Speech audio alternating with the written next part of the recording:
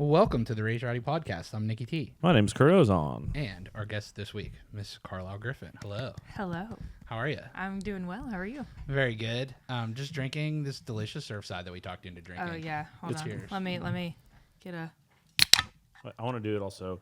And that did not. Didn't drop. Oh, there we go. All right, cheers, y'all.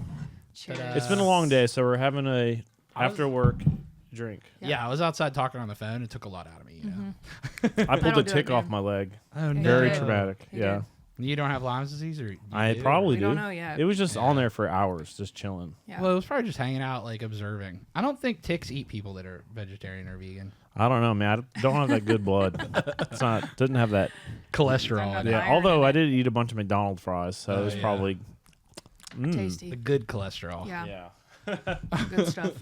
Well, Carlyle, thanks for coming on the pod. Yeah, man. Thanks for having me. We appreciate you coming on. I remember the first time I heard you sing, and I was like, damn, I didn't know she was that good at singing. That's a Oh, thank you. great endorsement. Well, I didn't even know you were a singer, and then I saw you on Yeah. stage, and I was like, oh, Carlyle sings? And then I heard you sing, and I was like, oh, this is a different thing. Yeah, because I think I'd been working at Live Oak for a while. Yeah. I didn't know that. Yeah.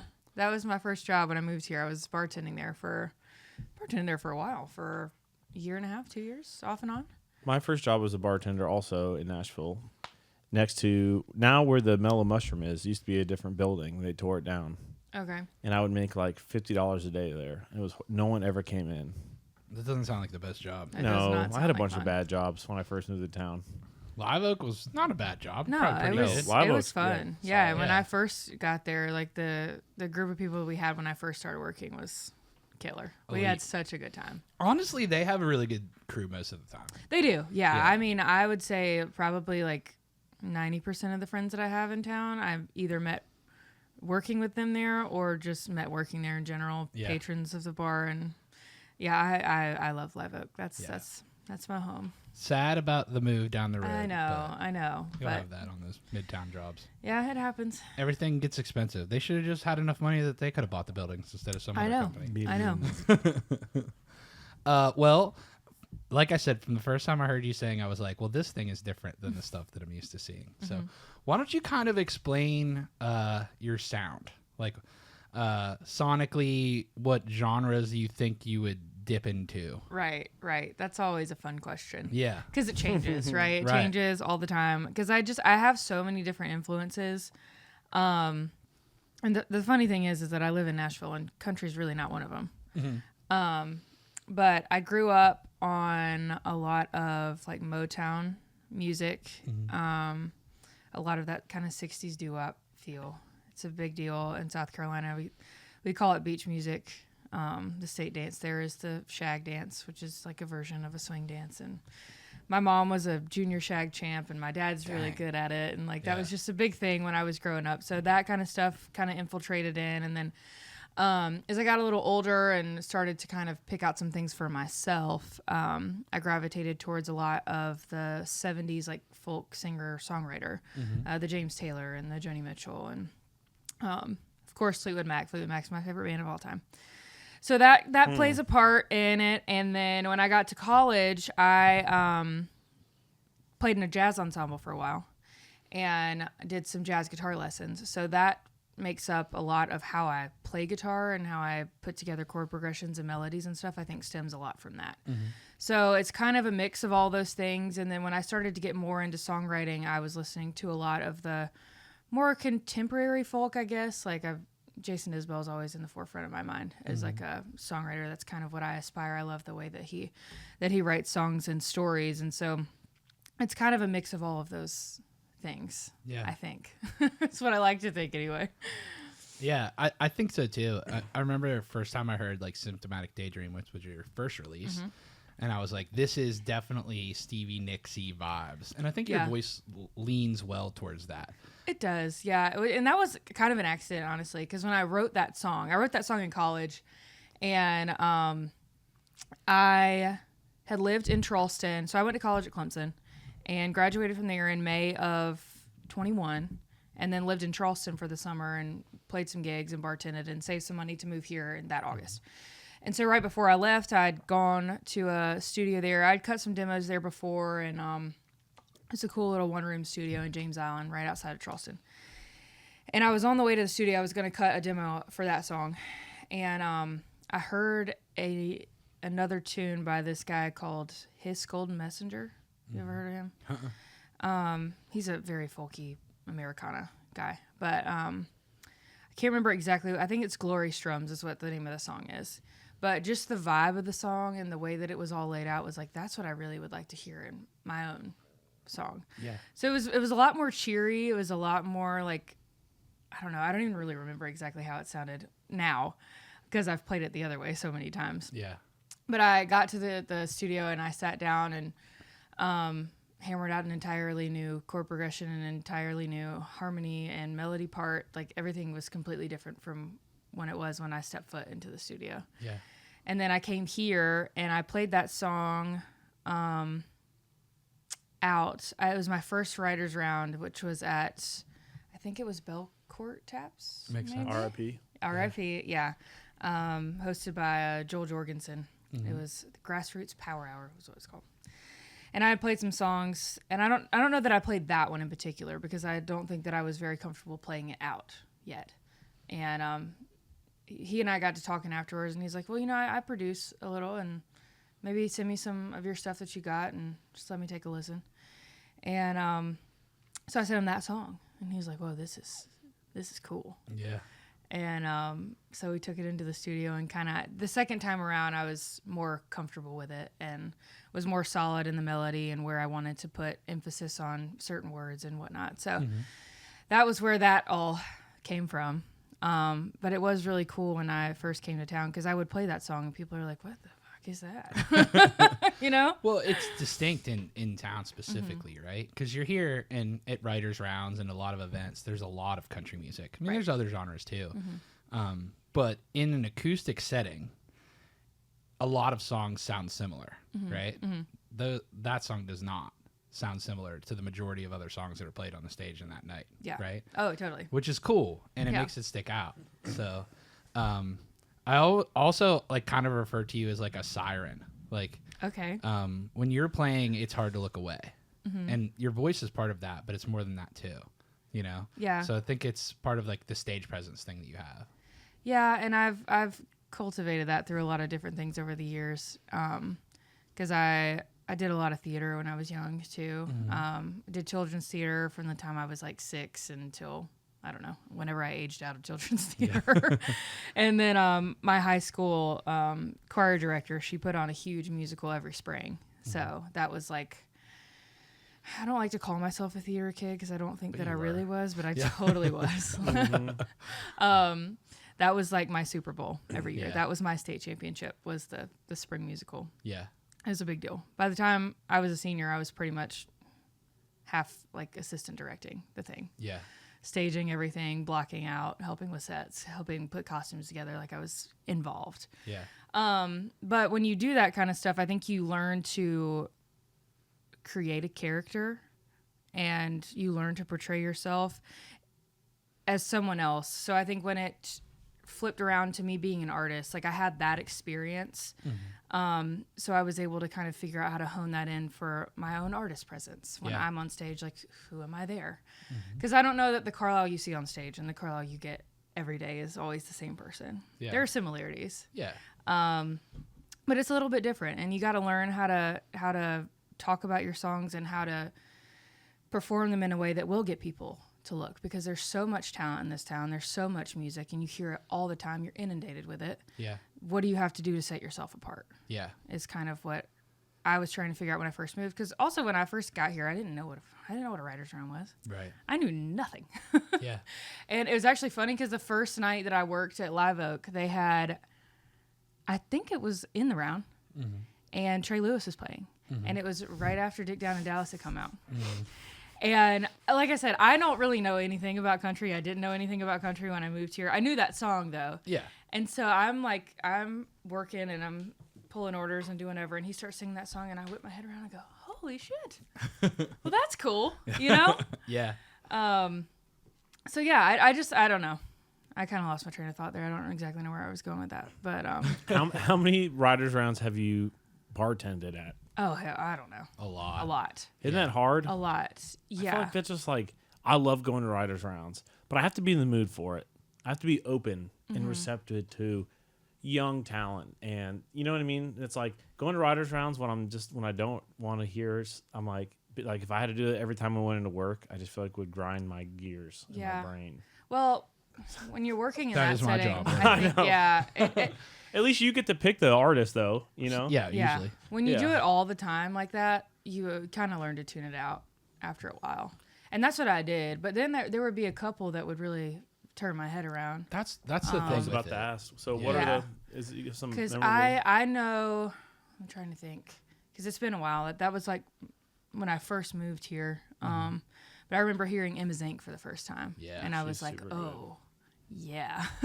Like, that's awesome. Well, the key in my head with a writer's round is, okay, it's just you and your song and a guitar. Yeah. So how do you make that stand out in the crowd? And it can be your voice. It can be the song.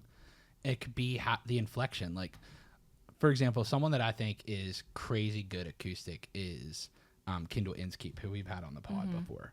But she can control a room with just her guitar and her talking to the crowd. Yeah. And the voice comes in and keeps them there. Oh, yeah. Right? Yeah, I've heard her in there before, too, and she was another one. She's Yeah. crazy talented. Sometimes it's different things for each artist, but like even like Dave Kennedy can go to the belting thing. Yeah, And to get everyone to absolutely. shut the fuck up and Yep. go, holy fuck. You Yeah. know? But we were just at the Rusty Nail, and you were playing. You were playing at the Rusty Nail. The and Rusty Nail, yes. God bless the nail. I'll be there tonight. But when you were there were people that shut the fuck up, turned and watched you, and were completely engulfed in what you were doing. Yeah. Right? You have that thing. Right? Not everybody has that thing, and it's different for every person. But like, I remember the guy who no one knew who he was. He was just a dude that was at the bar, stopped what he was doing, watched you perform, and then came up to you after and was like, "You're amazing." Yeah, he came Right. up and shook my hand. Yeah. But it's one of those things where it's like that didn't happen the rest of the night, Yeah. you know? Yeah. So and for me, hosting writers rounds, moments like that are what feeds me. Or like fun moments where I'm getting to watch people Right. interact with their friends Right. and stuff like that. Well, I think it feeds me too. Yeah. Like, cause you just never know. It's one of those things you never know when it's going to happen again. Yeah. And I don't always know what it is that causes that. I mean, I have some ideas and I have certain, bits for certain songs and things that I do, but I never really know what it is. But it's always like super fulfilling Yeah. that when someone does come up to me after a round and say, that was like, whatever song that was that you wrote feels like exactly what I'm going through. I don't know how you Yeah. did that. And like, I was really moved by this. And like, I don't know. Stuff like that is what keeps it going, what keeps Yeah. me moving, what keeps me working towards that Yeah. goal. Yep. Because it's like a little bit of validation that you need every once in a while to so that you're doing the right thing, because you don't get it all the time. Well, and some of that you can learn and develop, but sometimes you can't teach it. Yeah. You know, you can develop it, but it's hard to teach. You have to I agree. Mm-hmm. kind of just figure it out or have some of it and increase it. You know, I think at least. I mean, there's always, it takes time, I feel like. And one cool thing about playing writers' rounds is like seeing how people react to the songs is kind of like a little A&R session. Yeah. Yeah, So it's like you might think something's cool, but in a bar setting, it might be too clever or totally. too slow, or, you know, certain lyrics don't hit, which is kind of like a good practice ground. Yeah. You know, it's like going to the range or something, but for songs. You know, Yeah. getting Totally. everything worked out and get Yeah. your sights lined up. Yeah. I love that too when people are like, I'm trying new songs tonight. I'm like, that's literally what this is for. Right. You know? Right. Exactly. That's yeah. what this is for. Play Yeah. the song that you want to play, or if someone wants to hear it that you know is in the crowd, great. But if not, like, figure out might be your next What's single. gonna? Yeah. No. Yeah. It's so good for that, because I have played a couple of songs that did not land. Yeah, it happens. You I'm like, know? okay, well, take that one back to the drawing board. But then there are a few where you got to play them a couple of times, and then they develop a personality of their own. Yes. And then you learn what parts really speak to people and what you need to emphasize. And you just Yep. have to pay attention to that kind of stuff, and really watch how the crowd reacts to certain things that you're doing. Yeah. I'm usually pretty attuned to that. And I think that comes also from like playing cover gigs and things. Like that's what I did. That's really the only outlet for music I had when I was in high school other than choir. And then I played in a cover band all through college.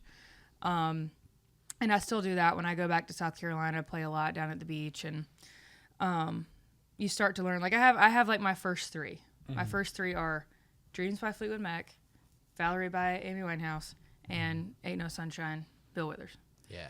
And you got a good breadth there, and you just kind of take stock of who's looking, what piqued somebody's interest, what didn't, and then go from there. Yeah. And just see how they're responding and try to play into this genre and that genre and this type of song and whatever. And you learn to watch. And I think that's extremely beneficial, especially in a songwriter's round setting when you're trying to determine what's going to be the next release. Like what works here? What kind of lines am I putting out that people are going, oh, that was cool. Yeah.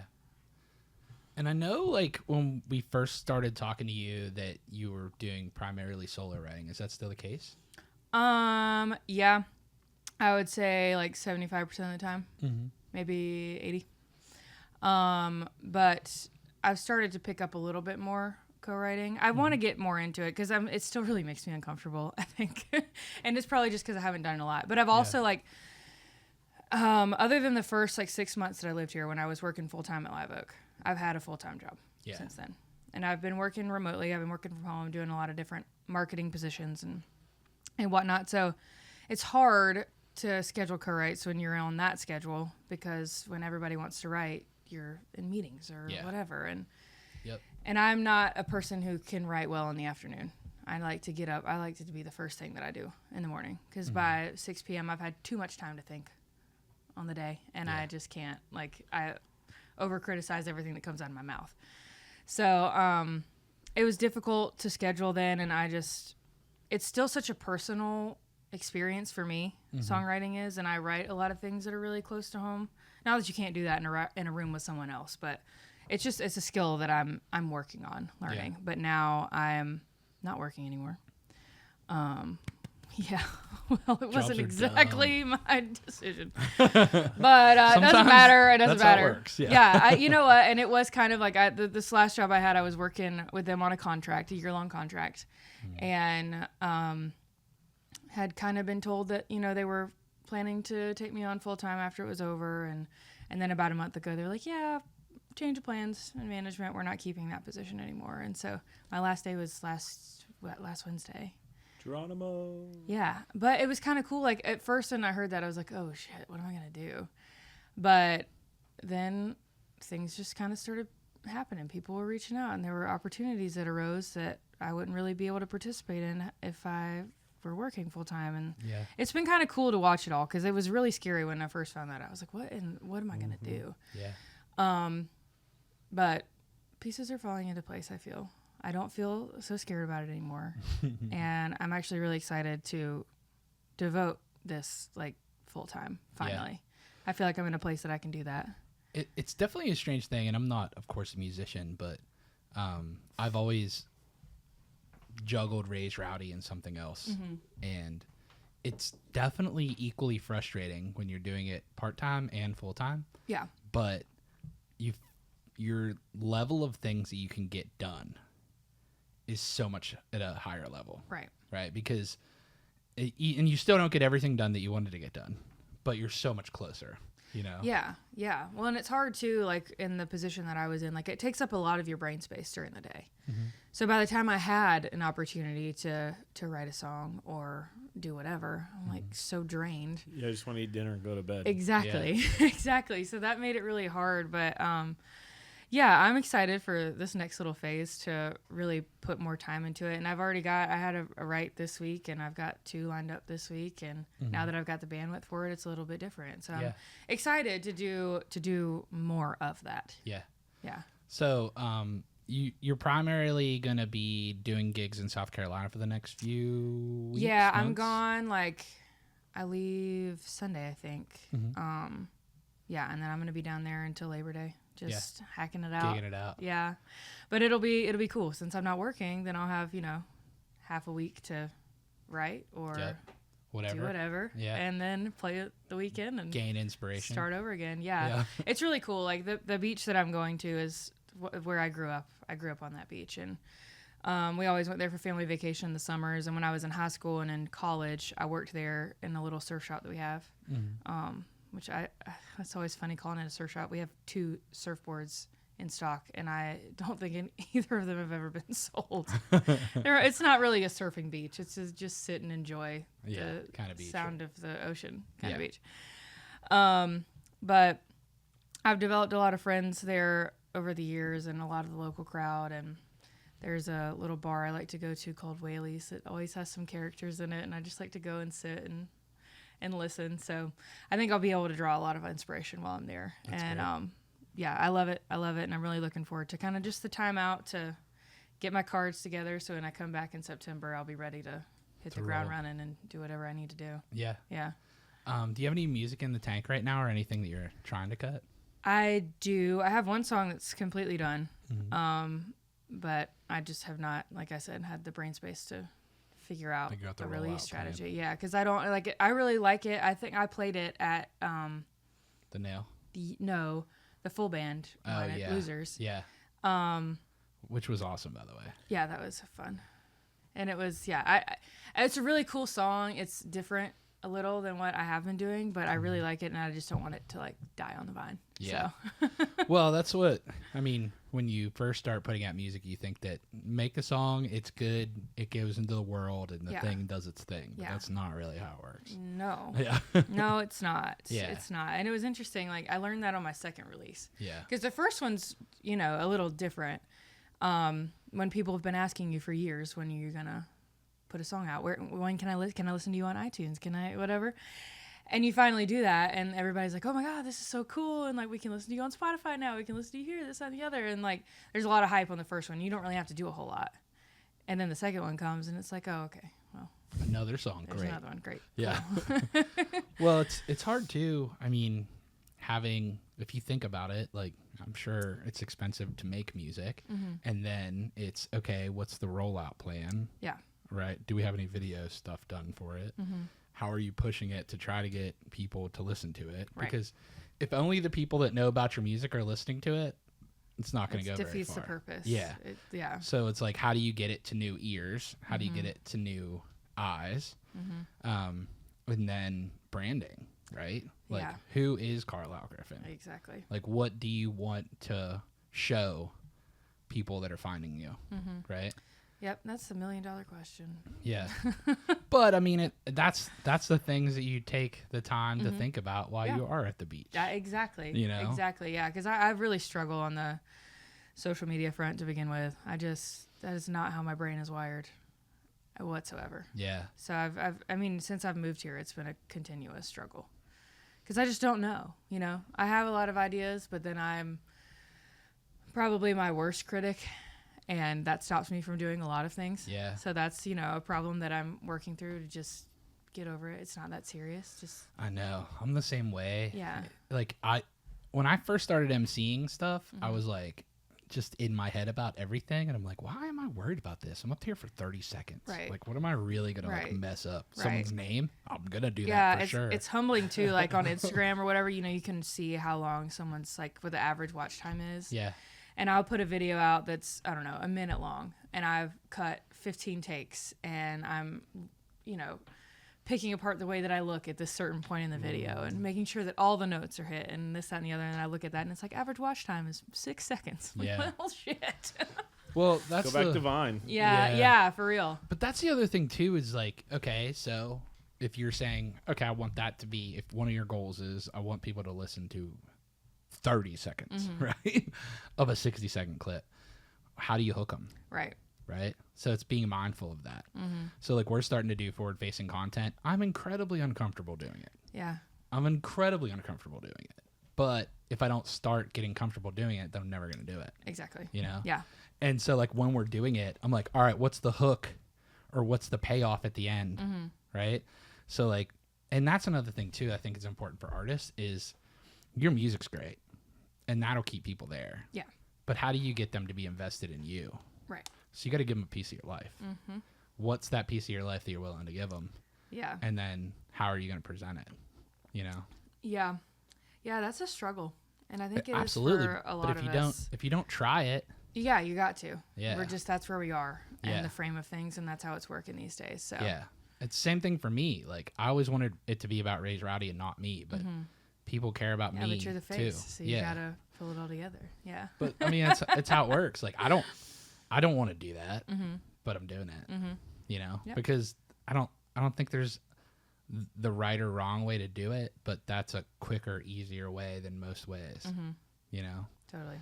and with the modern landscape of music right now, if your goal is to get your music to more ears, the easiest way to do that is viral content. Oh yeah.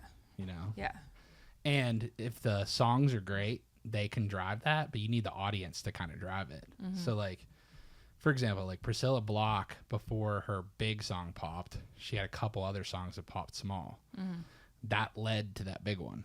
If she would have just started doing social media with that big one, who knows if it would have worked. Right. Right? Yeah. Might not have. It probably wouldn't have, at least at the same level. But she built a little bit of a following of people that loved Priscilla Block. And then when she put out a song that really hit home with them, they were like, oh, this is the thing. Yeah. You know? And it's hard. I mean, think about like Ella Langley. Like, Ella's had a couple songs pop. She's killing it. Yeah, she's crushing it. But I also see how much work her and her team are doing to make sure she crushes it. Yeah. You know? Like, she is thinking about that stuff all of the time. All the time. You know, not just her, but managers. Everybody. And she has a label now, and there's a whole team thinking about that stuff. One of the things that they would do at Big Loud is they would do a thing called brand DNA. So when an artist would come in, they would kind of sit down with the artist, and you can do this yourself, and talk about what makes you you. Build those pillars out. Right. And then kind of use those as, is this fitting inside of this? And like, am I expressing something that I want to express in this thing of things that we said we want to express? You can do that yourself, though. You can sit down with a pen and a paper and write that out. Or with one of your friends that knows you very well. Yeah. Maybe even better than you, who you might have at the beach, or it might be a family member. And sit down and say, what makes me me? Here's the things I think. And then they'll be like, well, think about this. Think about this. Because they know you as well as you know you, and they're on the outside looking in, so it's easier to see. Yeah. That's really valuable information too. It is. Because a lot of times I think we see ourselves very differently than other people do. So that input is extremely helpful. I have a younger sister who's very social media savvy. Forward. She's very good at it. Yeah. She's into all the trends. Yeah. She keeps me up to date. You should maybe have her So help you. yeah, no, I already told her. I was like, listen. My digital gal. Yeah, I need some help. Yeah. Because I'm struggling. Well, and hard part doing it yourself is doing it. Doing it. Yeah. If you have someone there helping you do it, or if you scheduled a time to do it, it gets easier. Right. You know? You gotta treat it like a job. Like Yeah. the If rest you of it. scheduled someone to come and shoot video for you, you're going to make sure that you have some ideas at least of what video you want to do. Right. Right? Because it's happening whether you are prepared or not. Totally. So you gotta do it. you're gonna be prepared at least some, you know. But I think that's an important piece too. And I mean, if you're talking about trends of things that we hear on the podcast, everybody hates TikTok. Everybody feels like they don't know exactly what to put into the world, you know.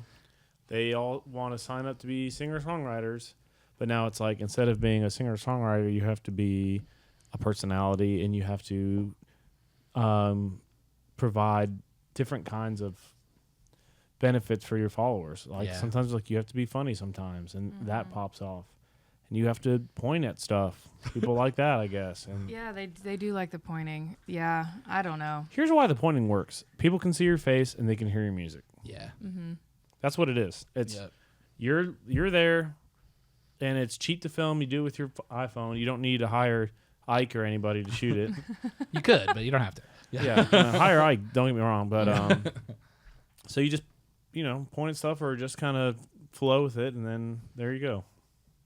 I think the keys too is like, how do you get people? Because everyone's doom scrolling now, Oh yeah, right? I am. myself I'm included. not. I am. Yeah, Kurt's Okay, doom all scrolling. right, Kurt. Yeah, Kurt's I lied. baked at the house doom scrolling. Yeah, but like when you scroll, if I hear a song right away, it could catch me. Sometimes it doesn't. sometimes I don't hear enough of the song for it to catch me, unless it goes straight into the part that's going to catch me. Right. But if it's like, hey, give me blah, blah, blah, blah, blah, and they catch me with that, they might catch me. And that might make me stay there for 15 seconds to hear what's going on. Yeah, enough to know? get a vibe. Yeah. That's what I found myself doing a lot of that lately. Yeah. And I'm trying to break out of it, but I'm also trying to change my frame of mind to, well, let's make this, worthwhile. Let me see what's working on these. Yeah. Let me take a little note. I've been doing a lot of that. Yeah. So I'm thinking it's more professional development these days. Yeah. Well, and it is, though. Yeah. Because, and when you get caught on something, think about why you got caught on it. Right. What quality of that content made you stay? Because I do that all the time now. I'm like, oh, this had a hook. I just didn't realize it. Right. The best hooks you don't realize are a hook. Then it catches you, and you're like, oh, that was a hook. Oh, good job. You know? It's like little cute critters. I'm like, oh, look at these little baby raccoons or something. Yep. I'm like, man, that's cute. Yeah. So maybe it's a baby raccoon in your arms when you're singing. I don't know. Right. No, but Could be. a lot of it is just talking to the person that's on the screen. Yeah. You're breaking that wall. Yeah. Because they're used to hearing a song. People have been doing that since social media started. But if you're interacting with them before they know who you are, they're like, oh, Hey. Yeah. Yeah. So, and then figure out what version of that you can even use zooming effects. Like Ike helps us with videos, and like he'll zoom in on a dramatic moment, like that can keep the people there, or you can be like, there's that one dude that's like, come here. And then it zooms in. Oh, I love that guy. Yeah. But that's his thing. Yeah. Is he has that, hey, come here. Listen. Hey, listen. Or like talk quieter so people like pay attention. Pay attention, There's lots of weird things that you can use. Or like ASMR. Okay, that I can't stand. I don't know what it is. Here's some Can't Surfside do it. ASMR for y'all.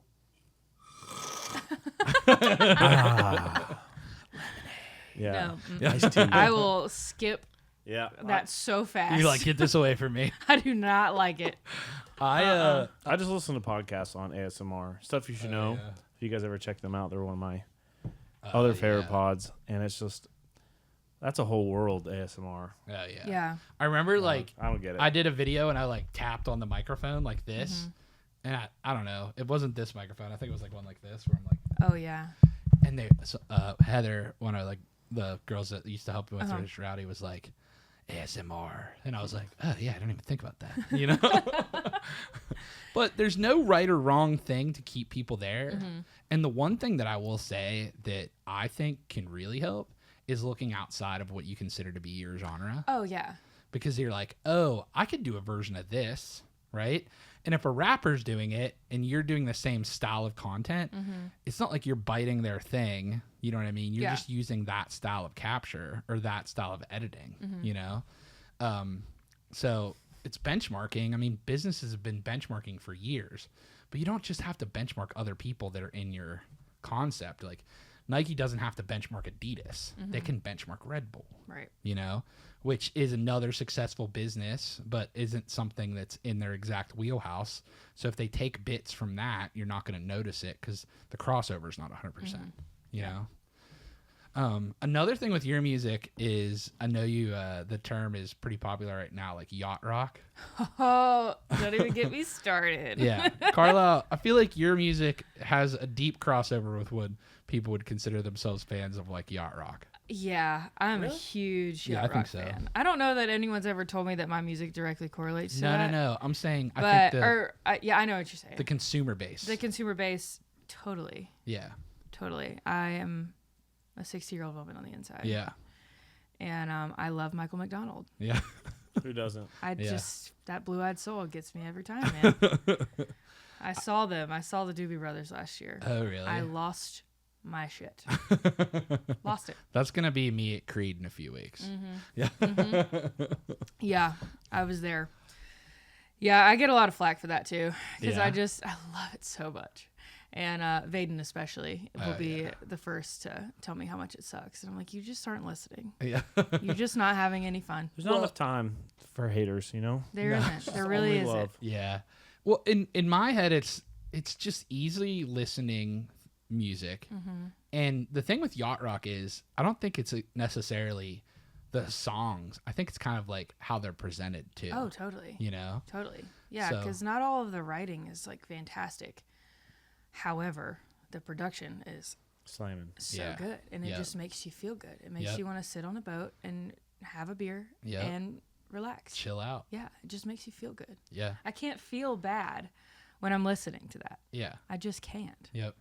Is that like, what do you find yourself listening to the most in music terms? Well, I'm like, I don't know. Same. I don't know. I It listen depends. to our podcast guests the music the most. I'll say Yeah. that. Yeah, I'm a situational listener. Mm-hmm. So like when I'm working out, it's 90s grunge typically. If I'm on a road trip, then I'm usually listening to something that I want to pay attention to the writing. So FGL's first record.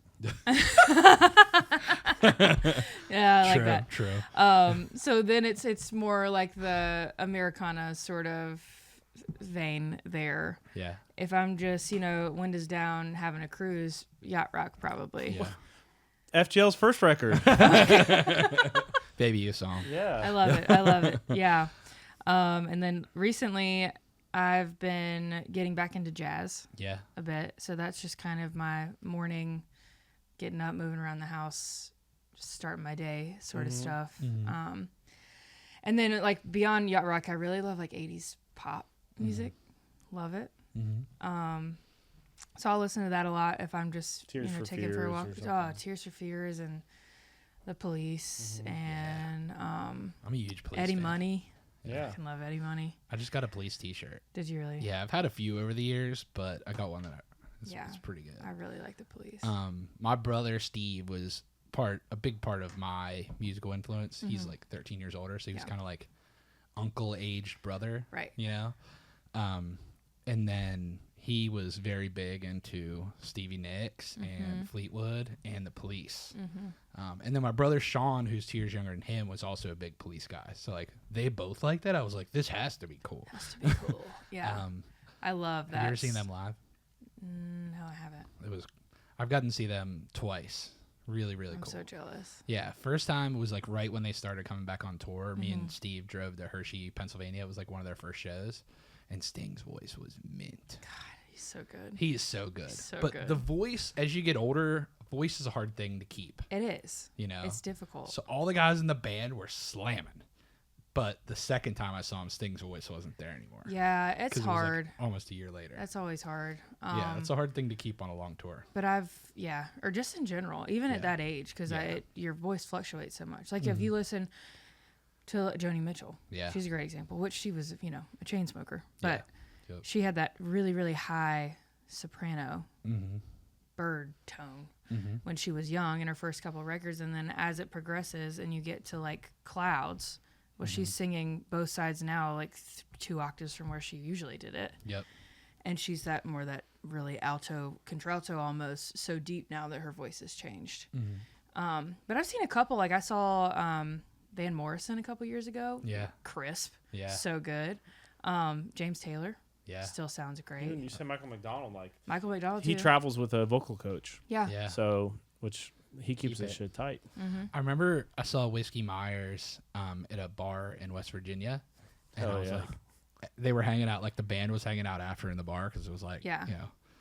and the lead singer like wasn't talking. And I was like, damn, he must hate us. And they were like, no, he doesn't like talk on the road You just got to say because that. his vocal, Yeah. Cody's vocal is so heavy on his vocal, or so hard on his Voice. throat, Voice, yeah. that he just chills Yeah. when he's not singing. It's Yeah. crazy. Yeah. But I'm glad to see that it's trending more towards people are starting to pay more attention to that. Yeah. Because it really feeds into the longevity For of your sure. career and your ability to do that for years on years. Because Yeah. I kind of know a little bit about vocal health, and I'm teaching myself a little bit more now because I've lost it. But I did like voice lessons in high school and most of college. And so I was taught how to sing to a certain extent of how to not, stress your chords, how to not sing from your diaphragm and your chest and not through your throat, because that's what really strains you and you get nodes and all that scary stuff. Yeah. But a lot of those kind of like 60s, 70s, even 80s artists didn't they were partying, you know, they were having Oh, fun, which totally go for it. Yeah. But now they can't perform in the way that they used We're used to to. because Yeah. they just didn't take care of it. Yep. And I know that, like, this is the one thing that has created me as a person. That is the one constant thing that I've done every single year since I was a conscious person is music. I've been a singer. And if I were to ever lose that, I would have a total identity crisis. Yeah. You know? So I want to be able to do it for as long as I can possibly do it. Yeah. Yeah. Makes sense. And I mean, I think that's a powerful part of it. I know Kurt is a big ambassador for vocal coaching because you'll hear people that can't sing an hour and a half long set. Yeah. You know? And I think playing cover gigs, while it does stress out your voice, also teaches you how you can keep it for a longer Well, period of time. it helps you build up the stamina. Because Yeah. when you're playing for 3 hours and you're doing it 3 days in a row, like, Yep. that's a lot. I mean, when you're on the road, you're playing probably more per week, maybe, but you're doing a shorter set. So it's a little bit easier to condense all of that energy into an hour and a half as opposed to 3 hours. Yeah. But it can get to be a lot. But I agree with you. Like, usually when I am in the throes of doing those kind of gigs for a long period of time, I notice that my range increases a little bit, and I'm able to hold on for 3 to 4 hours and still feel okay when it's over. But yeah, but that all comes from I know how to protect it, how to support it, so that I'm not just screaming. Yeah. You get into some places where the sound system's shit and you can't hear yourself, and so Yeah. you gotta strain a little bit more than you particularly would enjoy. But I think it can be beneficial, especially like kind of where I am now, just still cutting my teeth a little bit of building up that stamina. So when the time comes that it's, you know, time for me to go on a tour and sing my own stuff every weekend, that I'll be prepared. Yeah. Yeah. Yep. I mean, there's no right or wrong way, of course, to do it, but I think that's a way that helps you with trying to extend it as far as you can, you know? And having the background like you sound like you have and Kurt has in the music industry, they teach you that stuff early. Like, hey, you got to protect this thing. You got to keep it. Yeah. You know? And it's probably, I mean, if you get arthritis in your hands, Kurt, it's going to be hard to play guitar, you know? This is why I'm not snowboarding. So Yep. I see all these people break their collarbones. I'm like, Can't do that. oh, God, No. my job's going too good right now. Yeah. No, and that's it. But I mean, as a singer, like, your voice is your gift, you know, and that's if not that, then you're a songwriter. You Exactly. know? Yeah. Which you and have that to would be have the fine, voice. but Yeah, not the same. no, it's not the same. Yeah, Because I've always, like, I feel in my bones that I'm more of an artist. Like, I was meant to be on the stage. I was meant to be out front. So, yeah, it's important to me to be able to do that for a long time, and because that's what I want to do. Yeah. You know, that's where I feel most at home. That's one of the only things I feel that I'm actually really good at.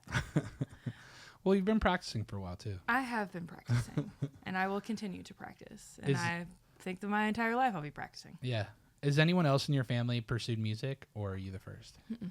I don't really have anybody else in my family that's really like super musically inclined.